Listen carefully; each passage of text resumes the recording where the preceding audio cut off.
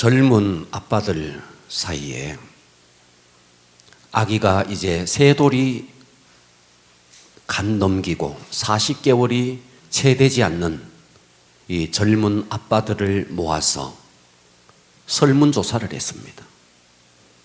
설문조사를 하는 전 과정을 몰래카메라로 촬영을 했습니다.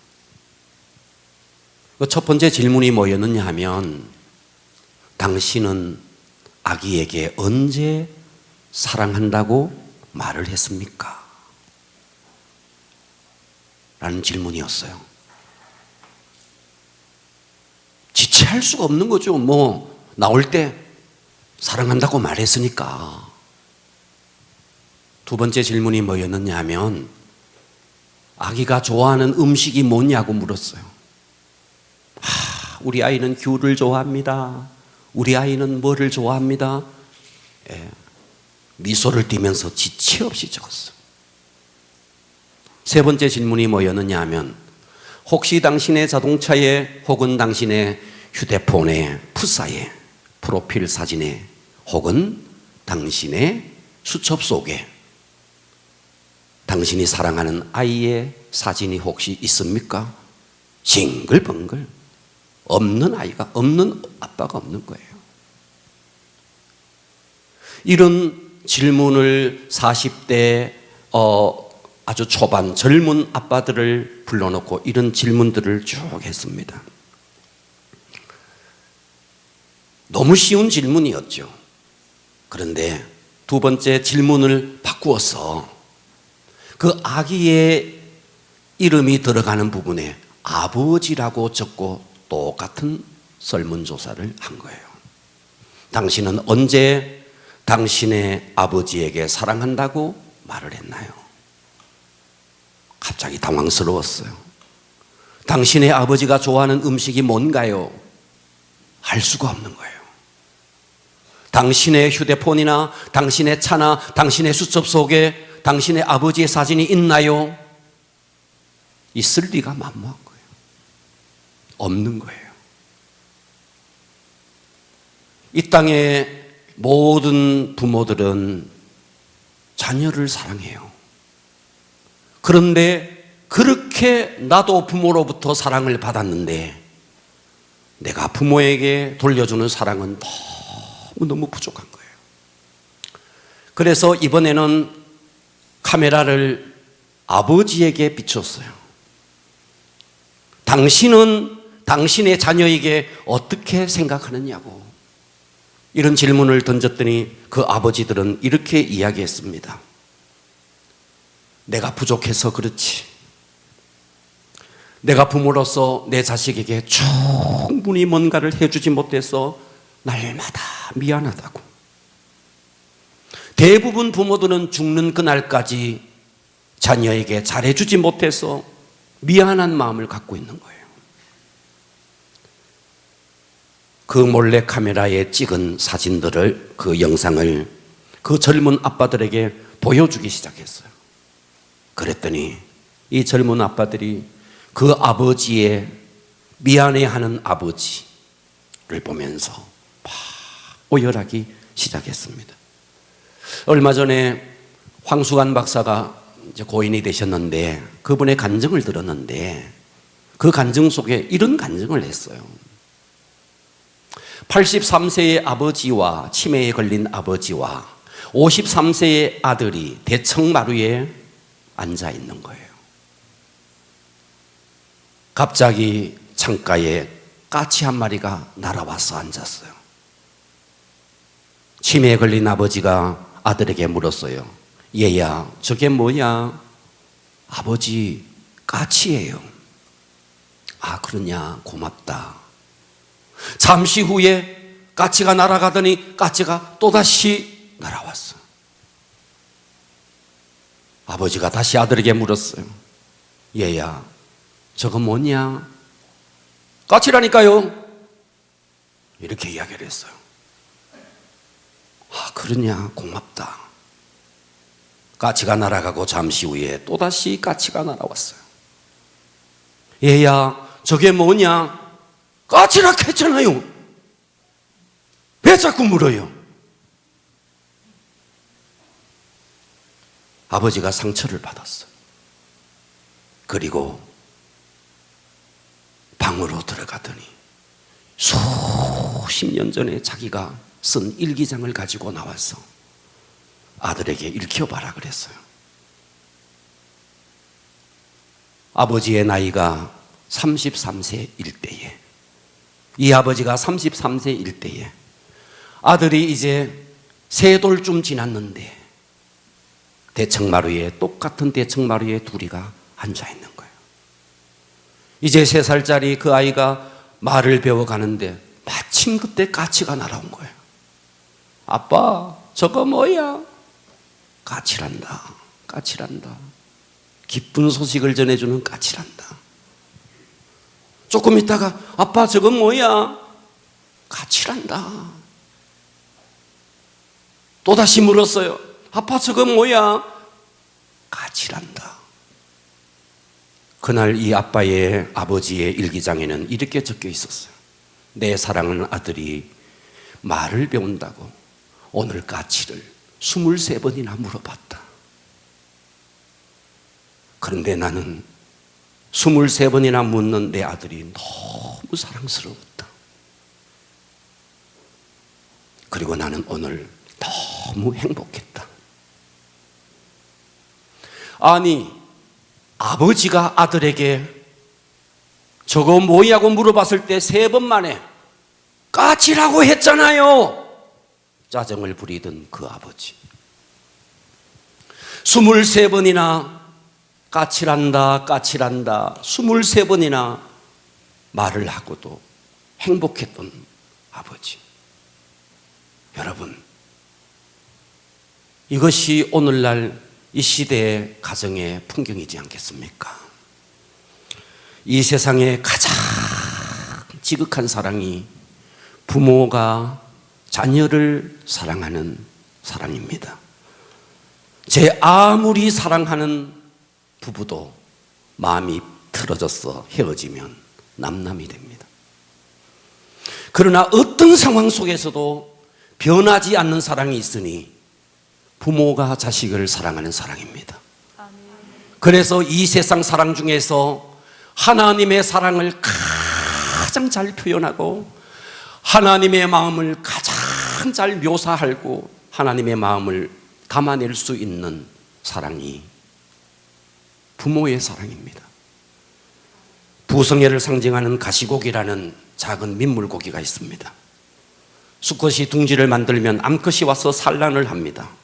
알을 낳은 암컷은 어디론가 사라지고 홀로 남은 수컷은 거기에서 새끼가 부화할 때까지 그 곁을 계속 지킵니다. 호시탐탐 알을 노리는 침입자들을 막기 위해서 필사적으로 저항합니다. 그리고 그 침입자들을 물리치고 난 후에 둥지에 있는 알에 산소를 공급하기 위해서 지느러미를 가지고 계속 부채질을 합니다. 알이 부화하기까지 2주. 가시고기는 그때까지 아무것도 먹지 않고 그 자리를 지킵니다. 주둥이가 헐어버리고 비늘이 떨어지고 만신창이가 됩니다. 마지막 한 마리의 알이 깨어날 때까지, 세상 밖으로 나올 때까지 이 가시고기는 처절하게 둥지 앞에서 그 새끼를 지킵니다. 그리고 아직까지 알에서 금방 갓 깨어난 이 새끼가 아직까지 뭔가 먹을 것을 얻을 능력이 없을 때 그 자리에서 장렬하게 죽으면서 자기의 육체를 새끼의 밥으로 제공합니다. 자식을 향한 이런 부성애적인 사랑은 이런 미물까지도 보여주고 있는 겁니다. 그런데 요즘 보면 얼마 전에 유튜브를 통해서 저 중국에서 살아있는 부모님을 산속에 메고 가서 아직도 살아있는데 구덩이를 파고 거기에 생매장을 한 것이 뉴스에 나왔습니다. 부모는 이렇게 자식을 사랑하는데 자식은 부모가 너무 버거운 겁니다. 한 명의 부모가 10자식을 키워도 10자식이 한 명의 부모를 모시지 못하는 거예요. 그래서 자식을 서로 모시지 않으려고 자식들끼리 싸우기도 합니다. 저는 오늘 2020년 어버이 주일을 맞이해서 따라서 합니다. 성경적 효도. 성경적 효도. 좀 더 과격하게 성경적 효도. 성경적 효도. 우리는 세상이 뭐라고 말하더라도 세상의 소리에 귀를 기울이지 마시고 성경이 뭐라고 말하는지 말씀 속으로 돌아가서 성경이 우리에게 은혜가 되어지기를 바랍니다. 아멘. 따라서 합니다. 성경적 효도. 성경적 효도. 성경적 효도는 첫째, 순종하는 것입니다. 따라서 합니다. 순종하는 것이다. 순종하는 것이다. 성경이 그렇다면 그런 겁니다. 아멘. 아멘 합시다. 성경이 그렇다면 세상이 뭐라 그래도 성경이 그렇다면 그런 거예요. 아멘. 성경은 첫 번째 성경적인 효도가 뭐냐? 순종하는 것이다. 오늘 본문을 보십시오. 자, 에베소 6장 1절에 보니까 자녀들아 주 안에서 너희 부모에게 따라서 합니다. 순종하라. 순종하라. 순종하라. 순종하라. 이것이 옳으니라. 순종하라. 이것이 옳으니라. 골로새 3장 20절에 보니까 자녀들아 모든 일에 부모에게 따라서 합니다. 순종하라. 순종하라. 이는 주 안에서 기쁘게 하는 것이니라. 아멘. 예, 모든 일에 부모에게 순종하라. 이것은 순종하고 저것은 순종하지 않고가 아니고 모든 일에 순종하라. 아멘. 아멘. 여러분 성경에 부모에게 순종했던 한 모델이 나옵니다. 그 모델이 누구냐면 아브라함이 있는데 그 아브라함의 아들 이삭이에요. 자, 아브라함이 100세에 아들을 낳습니다. 얼마나 귀한 아들입니까? 아들이 없는 집에 금이야 옥이야 얼마나 귀한 아들입니까? 그런데 하나님께서 그 아들을 바쳐라, 모리아 산에 가서 바쳐라. 즉시로 순종합니다. 아내와 상의하지 않습니다. 즉시로 순종합니다. 아들을 데리고 사환을 데리고 그리고 모리아 산으로 3일 길을 걸어갑니다. 그때의 나이가 아브라함의 나이 117세, 이삭의 나이가 17세. 누가 더 힘이 있어요? 아버지가 아들을 결박하고 단 위에 놓고 칼로 찌르려고 할 때 보통의 아이 같으면 아버지 얼마든지 저항할 수 있고 아니면 도망갈 수 있어요. 그런데 이삭은 꼼짝하지 않고 그 자리에서 아버지가 칼로 찔러도 꼼짝하지 않고 그 자리를 지킵니다. 아브라함의 믿음도 중요하지만 이삭의 순종도 대단한 것입니다. 아멘. 그래서 그 역대 아브라함, 이삭, 야곱, 요셉 이런 믿음의 족장들이 지나가는 중에 가장 고생하지 않고 가장 인생을 평탄하게 산 사람이 누구냐? 이삭이에요. 야곱도 처절하게 살았습니다. 요셉도 처절하게 살았습니다. 아브라함도 처절했습니다. 그런데 어쩌면 이삭은 그날 그때 그 순종으로 말미암아 하나님께서 이삭의 삶을 얼마나 평탄하게 열어주는지 모릅니다. 부모에게 순종할 때 하나님은 놀라운 복을 주신 것입니다. 아멘. 할렐루야. 아멘. 창세기 22장 9절을 보십시오. 하나님이 그에게 일러 주신 곳에 이른지라 이에 아브라함이 그곳에 제단을 쌓고 나무를 벌려놓고 그의 아들 이삭을 결박하여 제단 나무 위에 놓고 손을 내밀어 칼을 잡고 그 아들을 잡으려 합니다. 이때의 이삭의 나이가 17살이라고요. 얼마든지 저항할 수 있고 얼마든지 도망갈 수 있는 나이라고요. 그런데 그 연세가 많은 117세가 된 아버지가 칼로 찔러도 저항하지 않고 꼼짝하지 않고 순종했던 이 이삭을 보십시오. 결코 쉽지 않는 것입니다. 이것이 순종이라고요. 아멘. 내 이치에 맞지 않지만, 내 생각과는 다르지만, 내 이성으로는 납득할 수 없지만 이렇게 순종하는 이삭의 모습을 보십시오. 그래서 성경은 순종하지 않는 자녀에게 얼마나 경고하는지 아십니까? 신명기를 보십시오. 21장 18절에 보면 사람에게 완악하고 패역한 아들이 있어. 성경은 패역한 아들에 대해서 이렇게 경고하고 있는 것입니다. 패역한 아들이 있어 그의 아버지의 말이나 그의 어머니의 말을 순종하지 않는다는 거죠. 그래서 부모가 징계하여도 순종하지 아니하거든. 19절 뭐라 그랬어요? 그의 부모가 그를 끌고, 데리고가 아닙니다. 끌고 성문에 이르러 그 성읍 장로들에게 나가서 그 성읍 장로들에게 말하기를 우리의 이 자식은 완악하고 패역하여 우리 말을 듣지 아니하고 방탕하며 술에 잠긴 자라 하면 그 성읍의 모든 사람들이 그를 돌로 쳐 죽일지니. 성경이 얼마나 무서워요. 부모를 공경하지 않고 부모에게 패역한 자식에 대해서 이만큼 성경은 강경하게 경고를 하고 있는 것입니다. 아멘. 아버지의 말을 듣지 않고 순종하지 않거든 일단 첫째 징계해라. 징계했는데도 듣지 않거든 그를 끌고 성읍 장로들에게 가라. 그래서 성읍의 모든 사람들이 나와서 그를 돌로 쳐 죽여서 경계를 삼으라는 거예요. 이것이 성경의 약속입니다. 잠언 30장 17절을 보십시오. 아비를 조롱하며 아버지를 조롱하며 어미 순종하기를 싫어하는 자의 눈은 골짜기의 까마귀에게 쪼이고 독수리 새끼에게 먹히리라. 부모에게 불순종하는 자에게 이와 같은 저주가 있다는 것입니다. 여러분, 지금 말이죠, 기독교 그리고 이슬람 그리고 힌두교 많은 종교들이 있습니다. 그런데 부모의 권위가 칼처럼 살아있는 종교가 어딘지 아십니까? 이슬람이에요. 이슬람 거는 부모의 권위가 칼처럼 살아있습니다.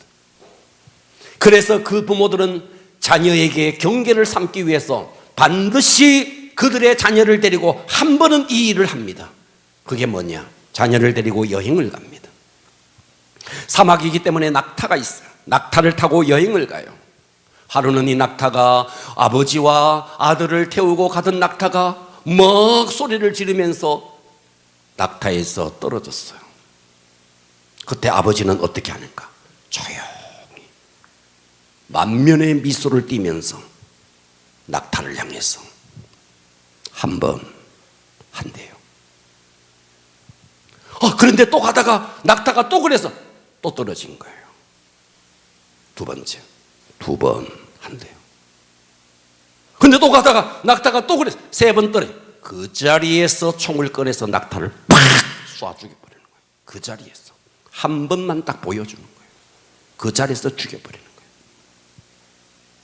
살아가다가 아들이 뭐라 그러면 한마디 딱 하는 거예요. 한 번 100% 순종하는 거예요. 100% 죽는 그날까지 순종하는 거예요. 그들은 이와 같이 자식에게 순종을 가리키는 거예요. 그런데 오늘날 우리가 하나님을 믿는다 그러면서 우리가 우리의 자녀들을 어떻게 양육하고 있습니까? 여러분 부모의 권위가 여러분 자녀에게 살아 있습니까?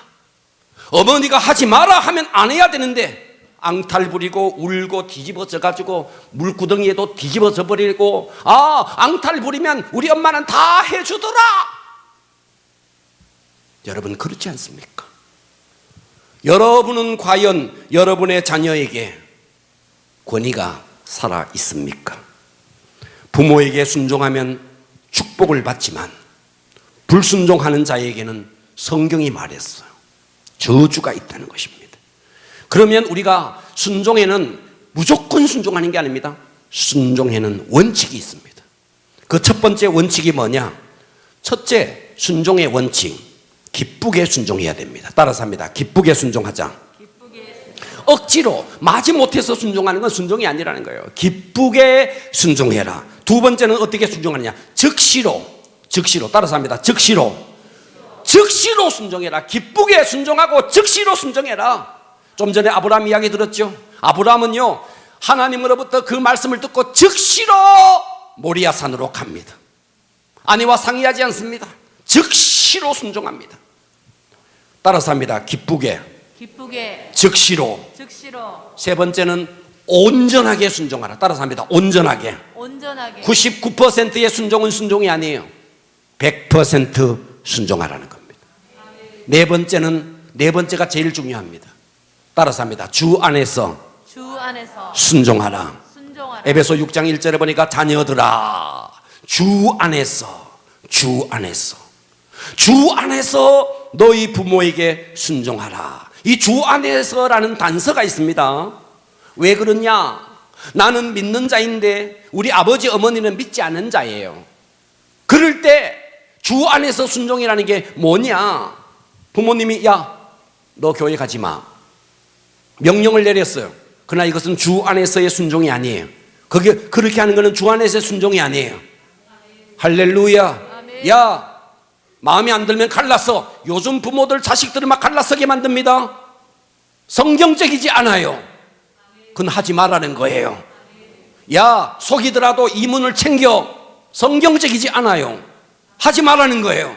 그래서 우리는 말씀에 위배되는, 왜? 아버지의 권위보다가 그 위에 하나님의 권위가 있기 때문에 우리는 아버지의 권위 이상의 하나님의 권위를 따라야 되기 때문에 아멘. 우리가 부모에게 순종하되 반드시 주 안에서 순종하는 것입니다. 아멘. 할렐루야. 아멘. 따라서 합니다. 기쁘게, 즉시로, 온전하게 온전하게 주 안에서 주 안에서 순종하기를 바랍니다. 아멘. 그래서 성경적인 효도의 첫 번째가 뭔데? 순종하라. 아멘. 아멘. 순종하는 저와 여러분이 되기를 바랍니다. 아멘. 두 번째입니다. 두 번째는 성경적 효도 두 번째. 따라서 합니다. 공경하라. 공경하는 것입니다. 공경. 자, 에베소 6장 2절에 보니까 내 아버지와 어머니를 따라서 합니다. 공경하라. 이것은 약속 있는 첫 계명이니. 공경은 뭐냐? 순종과 공경은 어떻게 다르냐? 순종은 의지적인 겁니다. 공경은 감정적인 겁니다. 순종은 외부적인 겁니다. 공경은 내면적인 겁니다. 그러니까 공경은 행동으로뿐만 아니라 마음으로부터 사랑하고 존중하는 것이 공경입니다. 그래서 순종보다가 더 나간 것이 공경이라고요. 아멘. 순종은 마음에서부터 존경이 안 되더라도 순종할 수 있어요. 공경은 외면적인 것뿐만 아니라 내면 속에서부터 부모를 사랑하고 존중하는 것이 공경이라는 것입니다. 아멘. 그래서 성경이 이렇게 말했어요. 약속 있는 첫 계명이니. 이 약속 있는 첫 계명이라는 말이 무슨 말이냐? 하나님께서 시내산에서 10계명을 주셨어요. 1계명에서부터 4계명까지는 하나님에 대한 계명이에요. 5계명에서부터 10계명까지는 인간에 대한 계명이에요. 인간에 대한 계명 가운데 첫 번째 계명이 내 부모에게 순종하라예요. 아멘. 아멘. 그래서 첫 계명이라는 거예요. 아멘. 아멘. 자, 이것이 출애굽기 20장 12절 보십시오. 내 부모를 공경하라. 이것이 약속 있는 첫 계명이라는 거예요. 10계명 중에서 인간에 대한 계명으로서의 첫 번째 계명이 이거라는 거예요. 그리하면 내 하나님 여호와가 내가 준 땅에서 생명이 길리라. 아멘. 성경은 이처럼 부모 공경을 계명으로 말했다고요. 계명으로. 할렐루야. 아멘. 순종하는 것. 두 번째, 공경하는 것. 이것을 어디에서 가르쳐야 되는데? 교회에서, 학교에서 아니라는 거예요. 어디서 가르쳐야 되는데? 집에서. 아멘. 어디에서? 집에서. 집에서. 자, 성경을 봅니다. 디모데전서 5장 4절을 보십시오. 만일 어떤 과부에게 자녀나 손자들이 있거든. 여러분 자녀나 손자들이 있습니까? 그들로 먼저 따라서 합니다. 자기 집에서.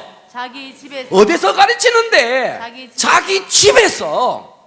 자기 집에서 효를 행하며 부모에게 보답하기를 배우게 하라. 이것이 하나님 앞에 받으실 만한 것이라는 거예요.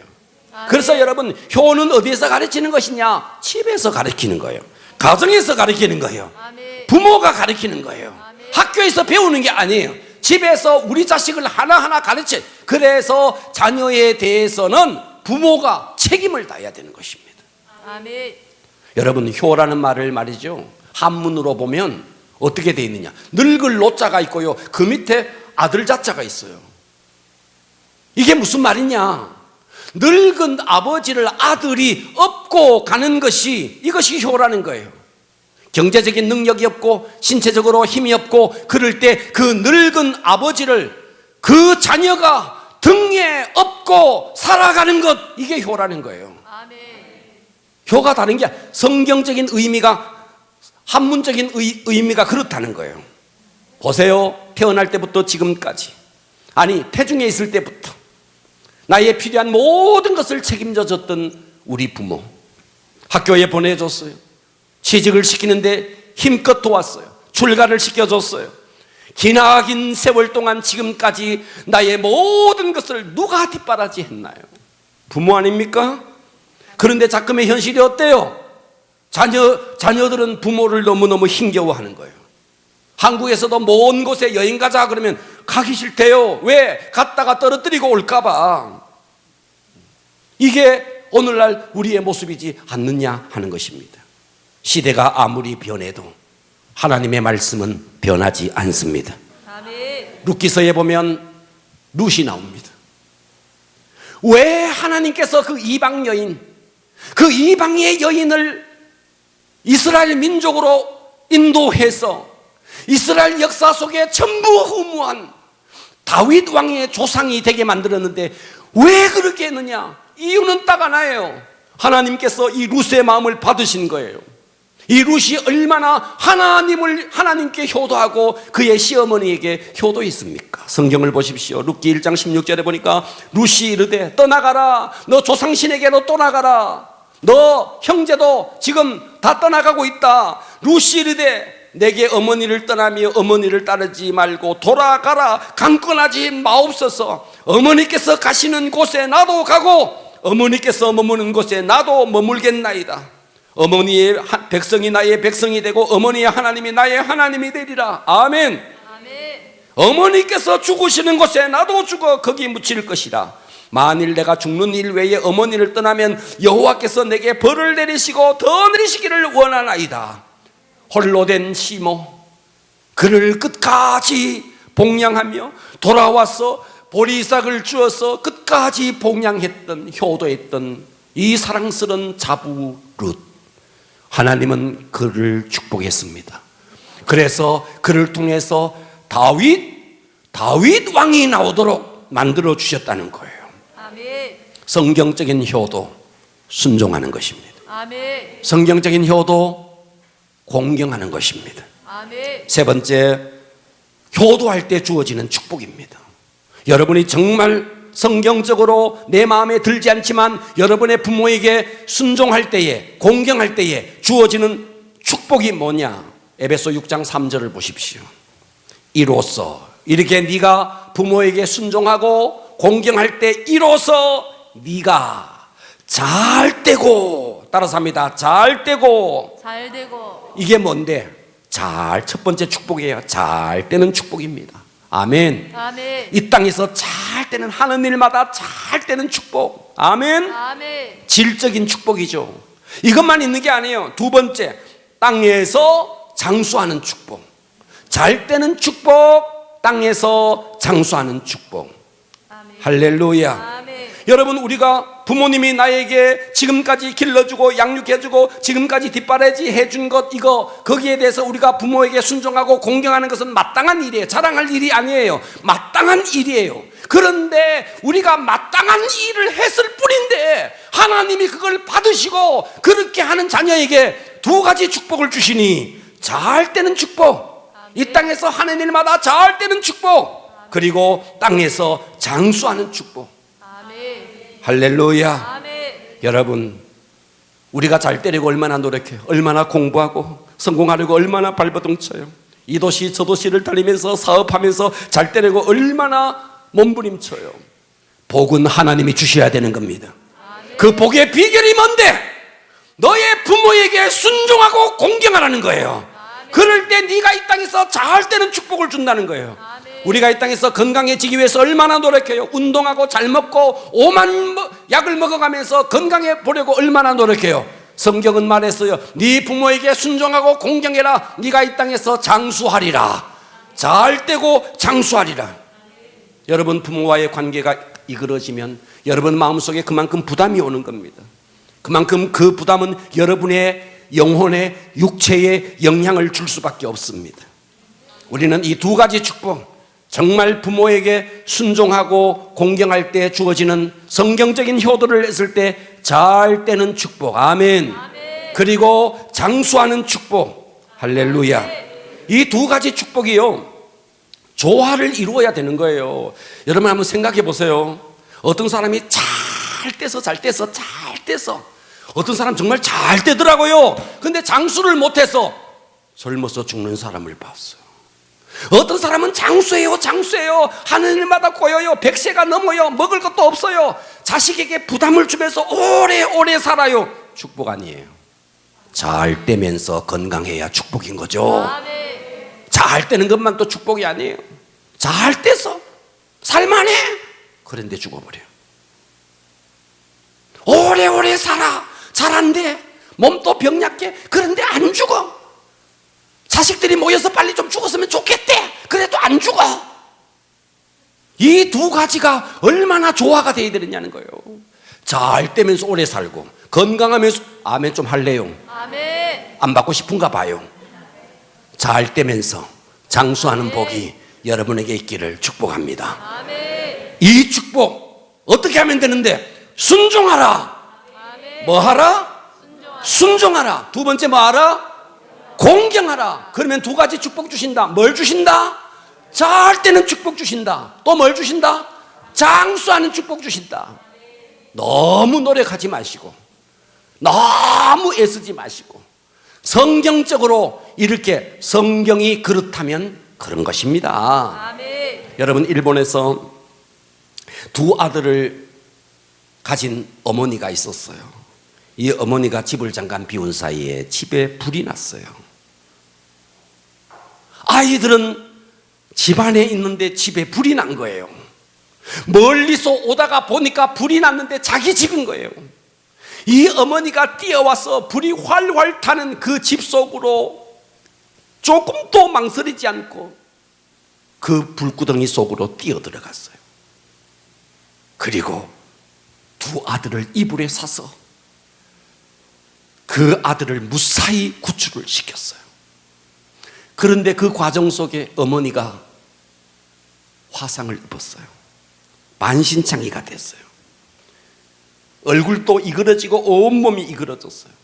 그런 가운데도 이 어머니는 그 어린 두 자식을 정말 열심히 있는 힘을 다해서 그 자식을 키웠어요. 첫째 아들이 동경대학에 들어갔어요. 둘째 아들이 와세다 대학에 들어갔어요. 시간이 흘러서 졸업식 날이 되었어요. 어머니는 자랑스러운 큰아들의 그 모습을 보고 싶어서 동경대학을 찾아갔어요. 그 아들은 졸업식에서 졸업도 하기 전에 이미 일본에서 큰 회사에 취직했어요. 아들을 찾아갔어요. 큰 회사에. 수의실에 아들을 보고 싶어서 찾아왔던 어머니, 너무나 초췌한 어머니, 아들이 그걸 봤어요. 수의실에서 자기를 찾아온 초췌한 화상 입은 어머니를 봤어요, 이 큰아들이. 그래서 이 아들은 그 어머니가 너무 부끄러워서 그런 사람 없다고 하라고 그랬어요. 어머니는 너무 슬펐어요. 너무 서러웠어요. 차라리 죽어버리자. 자식들 앞에 더 이상 이 초라한 모습을 보여주는 것은 자식들에게 도움이 되지 않는다. 차라리 죽어버리자. 자살을 결심했어요. 죽으려고 자살을 결심하고 돌아서는데 둘째 아들이 너무 보고 싶은 거예요. 그래서 둘째 아들이 졸업하는 와세다 대학으로 갔어요. 차마 들어갈 수가 없었어요. 그 초췌한 모습으로 둘째 아들을 볼 수가 없었어요. 화상을 입으면서 다리까지 다쳐서 절뚝절뚝거려요. 그 광경을 둘째 아들이 봤어요. 그래서 이 어머니는 도망을 갔어요. 이 둘째 아들이 뛰어내려왔어요. 어머니, 저예요. 뛰어내려왔어요. 그때 어머니가 이렇게 말해요. 사람 잘못 봤어요. 저 아니에요. 그때 이 아들이 그 화상을 입고 초췌한 쩔뚝쩔뚝거리는 어머니를 모시고 졸업식장 안으로 들어갔어요. 귀빈들이 다 앉아있는 자리에 자기의 어머니를 앉혔어요. 초췌한 몰골, 초라한 행색, 몸에서는 막 냄새도 나요. 사람들이 다 킁킁거리면서 저 사람이 왜 저기 있나 할 때 이 둘째 아들이 와세다 대학에 수석으로 졸업을 했어요. 수석 졸업자에게 답사를 시켰어요. 이 아들이 답사를 합니다. 몸둘 바를 몰라 하는 어머니를 가리키면서 저분은 저희의 어머니입니다. 불 속에서 저희를 구조했던 사람입니다. 지금까지 온갖 일을 마다하지 않고 나를 키운 자랑스러운 나의 어머니입니다. 저 어머니의 희생이 아니었더라면 저는 이 땅에 있을 수가 없습니다. 사람들이 다 그 답사를 들으면서 감동을 받았어요. 이 소식이 일본 언론 각종 매체에 전달되면서 이 아들이 일본에서 큰 회사의 오너의 사위가 되었어요. 어쩐 일인지 아들을 부끄러워했던 둘째 아들은 영문도 모른 채 그 회사에서 잘렸어요. 답은 알 수가 없어요. 우리가 얼마나 부모에게 효도해야 되는지, 내가 부모에게 효도하는 것이, 효도하면 부모가 나에게 어떻게 해주는 게 아니에요. 하나님이 나를 축복해 준다는 거예요. 아멘. 이 땅에서 잘 되는 축복, 장수하는 축복. 아멘. 저는 오늘 이 어버이 주일에 성경적인 효도를 생각하면서 예수님의 일생을 생각해 봤어요. 예수님은 태어날 때도 효자, 자랄 때도 효자, 성장에서도 효자, 죽을 때도 효자, 그리고 그 예수님은 하나님께도 효자, 육신의 아버지에게도 효자. 우리가 이 땅에 살아가면서 믿는 자로서 하나님 앞에 효도하다가 보니까 육신의 부모를 섭섭하게 할 때가 얼마나 많으며, 육신의 부모에게 효도하다가 하나님을 섭섭하게 할 때가 얼마나 많은데, 예수님은 하나님께도 효자, 육신의 부모에게도 효자, 태어났어도 효자, 죽을 때도 효자, 마지막 그 순간까지, 임종의 순간까지 예수님은 효도의 삶을 살았습니다. 아멘. 할렐루야. 이 하나님의 이 땅에서 모든 아버지는 사실은 다 예표입니다. 우리에게 진정한 아버지가 계십니다. 그 진정한 아버지가 누군데? 하나님 아버지십니다. 우리가 연약해서 죄를 범해서 하나님의 의도를 벗어나서 사망의 길을 걸어갈 때 그분은 친히 육신을 입고 이 땅에 오셔서 우리의 모든 죄값을 치러주기 위해서 십자가에서 발가벗기시고 모든 물과 피를 쏟으시면서 자녀를 사랑했습니다. 자녀인 우리를 사랑했습니다. 아멘. 그분은 스스로 어둠을 진 것입니다. 스스로 빛이었지만 어둠 속으로 들어온 것입니다. 아멘. 그분이 아니었더라면 우리가 어찌했겠습니까? 영원한 지옥의 불구덩이에 던져져야 되지 않겠습니까? 아멘. 그분 때문에 우리가 구원받고 그분 때문에 하나님의 자녀가 되었지 않습니까? 아멘. 그렇다면 우리는 이 어버이 주일을 맞이해서 여러분의 육신의 부모에게 순종하십시오. 아멘. 공경하십시오. 아멘. 그리고 그 성경적인 효도를 통해서 주어지는 잘되고 장수하는 복을 받기를 축복합니다. 아멘. 이것으로 부족합니다. 우리에게 마지막은 하나님께, 하나님 아버지, 여러분 이 땅에 나를 위해서 대신 죽어줄 사람은 이 땅에 없습니다. 내 부모도 나를 위해서 대신 죽어주기는 힘듭니다. 그러나 하나님 아버지는 나를 대신해서 육신을 입고 이 땅에 오셔서 십자가에 피 흘리시면서 나의 모든 죄를 대속해 주셨습니다. 아멘. 그렇다면 우리의 남은 생에 하나님 앞에 효도하면서 살아야 합니다. 아멘. 육신의 부모에게도 효도하시고 하나님께도 효도하는 저와 여러분이 되기를 축복합니다. 아멘. 기도하겠습니다.